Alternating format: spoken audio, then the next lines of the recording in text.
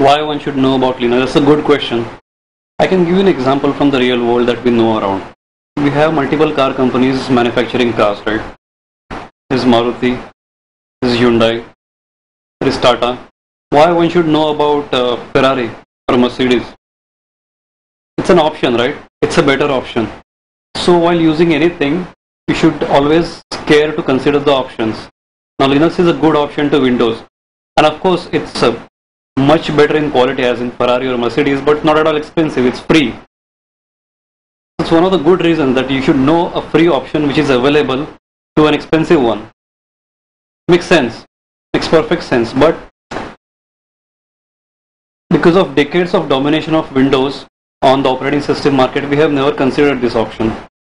Also, Microsoft made it very easy to use Windows for most people who are new to computing. That's why we never considered this option. And one of the major reasons, until around maybe 5 years ago, Linux was extremely tough to use for the desktop users. Now it is not the case.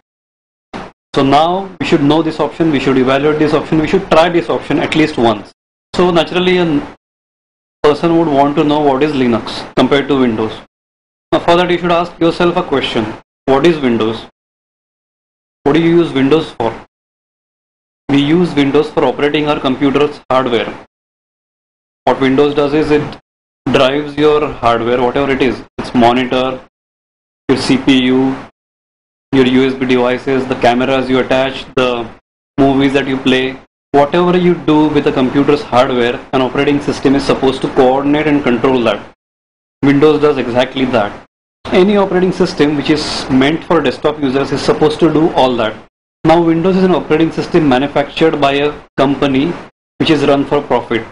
The company is called Microsoft. Everybody knows that.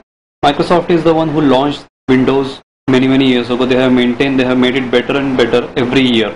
And since it is driven by a profit-driven organization, you have to pay for it. As against Linux. Now consider Linux. Linux is also an operating system. It is true that earlier it did not really target the desktop users. That's why it did not have many features for desktop users, like ability to drive a lot of devices, like your camera, your monitors. The support was not very good. But last few years has seen a dramatic change where Linux has started supporting desktop computing to a great extent. Now it does almost all the things that Windows does. Like it can help you detect your iPod, your music player, your cameras. It has drivers for almost all of your computer's hardware. You can use it for browsing, for playing music, for playing movies, everything that you did with Windows. So whatever Windows supported all these years, now Linux also supports for desktop users. But the reason that people still are hesitant to adopt it or don't know about it is that Windows has dominated this market for many years now, and people are still skeptical about how Linux can be good at it.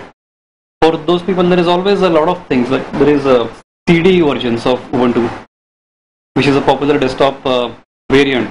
What you do is you just put the CD in the drive, you just boot off it, and you just try how it looks.